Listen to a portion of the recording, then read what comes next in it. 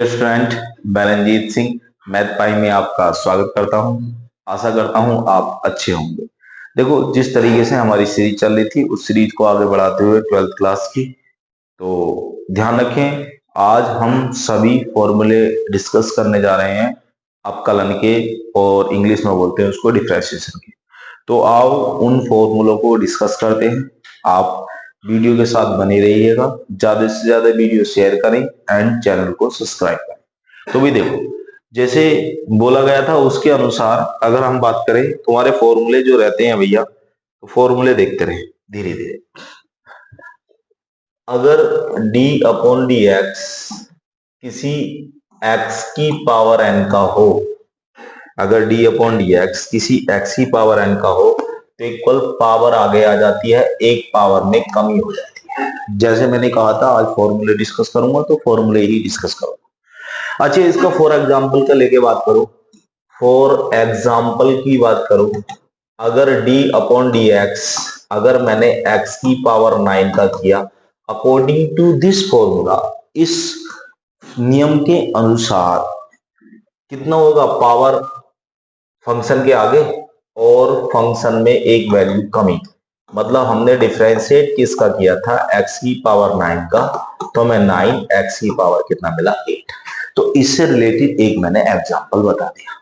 दूसरे एग्जांपल की अगर बात करूं, दूसरे एग्जांपल की अगर मैं बात कर लूं, दूसरे एग्जांपल की, तो भाई y इक्वल फॉर एग्जांपल के तौर पर x की पावर माइनस के 10, अकॉर्डिंग टू दिस फॉर्मूला, या इंग्लिश में हम कहेंगे डिफरेंशिएट विद रेस्पेक्ट टू किसका, x। तो मतलब dy अपॉन dx हम डिफरेंशिएट कर रहे हैं, हम डिफरेंशिएट कर रहे हैं x की पावर माइनस का 10, अकॉर्डिंग टू दिस फॉर्मूला, इस फॉर्मूले के अनुसार पावर आगे आती है और एक पावर में वैल्यू कम हो जाती है। तो ठीक है भाई, तो माइनस का 10 x की पावर माइनस का 10 माइनस का 1, मतलब माइनस का 10 x की पावर माइनस का 11, मतलब किसकी वैल्यू मिल गई, dy अपॉन dx। किसकी वैल्यू मिल गई, dy अपॉन dx। समझ आ रही है बात भाई? जिस तरीके से अगर हमें वैल्यूज है अकॉर्डिंग टू यूज फॉर्मूला, अगर उसको फॉर्मूले को यूज किया जाए तो उस फॉर्मूले के अनुसार हमारी वैल्यू यह है, क्योंकि वो वैल्यू पावर उसके साथ होती है और एक पावर में कमी हो जाती है। ये फॉर्मूला। दूसरा फॉर्मूला अगर मैं डिस्कस करूं, वही d अपॉन डी एक्स ए की पावर x, तो वैल्यू ऑफ फंक्शन क्या होगा, ए की पावर x इंटू लॉग ए, ए की पावर x इंटू कितना, लॉग ए। ठीक है, तो इस पर भी अगर एक मैं एग्जांपल लेके बता दूं, जैसे फॉर एग्जांपल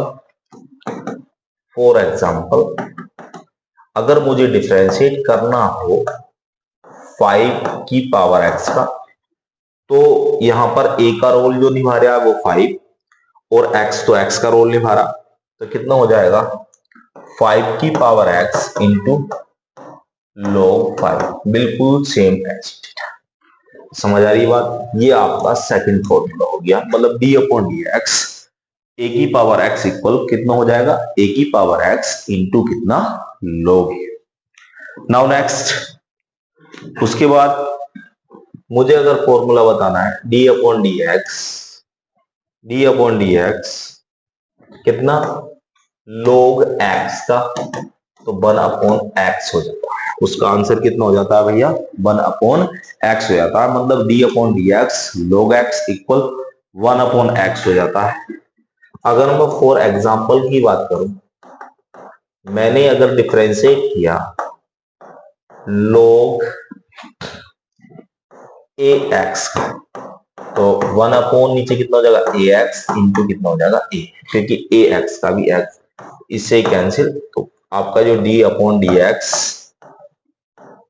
log ax आएगा वो 1 अपॉन x आएगा। कितना आएगा, 1 अपॉन x आएगा। इतनी बात समझ में आ रही है भी सभी? ध्यान से देखो। नाउ नेक्स्ट, अगर डिफरेंशिएट e की पावर x का है, तो उसकी वैल्यू e की पावर x ही होती है। कितना, अगर डिफरेंशिएट e की पावर x का है तो उसकी वैल्यू e की पावर x ही होती। दूसरा फॉर्मूला, अच्छा आपको अगर एग्जाम्पल से चाहिए तो कमेंट बॉक्स में राइट करें, मैं हर एक फॉर्मूले के आपको एग्जाम्पल देके समझाऊंगा। अब मैं आज फॉर्मूले आपको एक्सप्लेनेशन कर रहा हूं, अगर हर फॉर्मूले का एग्जाम्पल चाहिए तो आप कमेंट बॉक्स में राइट करें, हर एक बच्चों, ठीक है, जितने भी बच्चा मेरा वीडियो देख रहा है। अगर उसके बाद बात करें डिफरेंशिएट इसका साइन एक्स का, तो कितना हो जाता है भैया, कोज एक्स। अगर डिफरेंशिएट अगर कोज एक्स का करें तो कितना हो जाता है भैया, माइनस का साइन एक्स, ठीक है। फिर अगर डिफरेंशिएट अगर भाई टेन एक्स का करें तो कितना होता है, सेक स्क्वायर एक्स। समझ आ रही है भाई। नाउ नेक्स्ट, अगर हमने डिफरेंशिएट अगर आपका कोट एक्स का करा तो सॉरी अगर सेक एक्स का करा तो सेक एक्स इंटू कितना हो जाएगा, ten x. Sec x into कितना हो जाएगा, टेन एक्स। अगर हमने डिफरेंशिएट कोट एक्स का करा तो कोसेक स्क्वायर एक्स। अगर हमने डिफरेंशिएट कोसेक एक्स का करा तो माइनस का cosec x into cot x हो जाएगा। ये सभी फॉर्मूले आप राइट करें और इनको नोट करें। और दो फॉर्मूले और होते हैं, एक होता है आपका डिनोमिनेटर नोमिनेटर और एक होता है डबल फंक्शन। डबल फंक्शन का अगर मैं फॉर्मूले की बात करूं, अगर डिफरेंशिएट दो फंक्शन है फर्स्ट इंटू सेकेंड, तो उस फॉर्मूले के according first as it is मतलब ऐसे ही लिखा जाएगा, सेकेंड का differentiate plus second as it is first का डिफरेंशिएट। इतनी बात समझ में आ रही होगी। अच्छा, दो फंक्शन अगर डिनोमिनेटर नोमिनेटर में दे रखे हो, डिनोमिनेटर नोमिनेटर में दे रखे हो, इसको चाहे डी फॉर डिनोमिनेटर नोमिनेटर और denominator as it is differentiate numerator का minus numerator as it is differentiate denominator का अपॉन डिनोमिनेटर का स्क्वायर।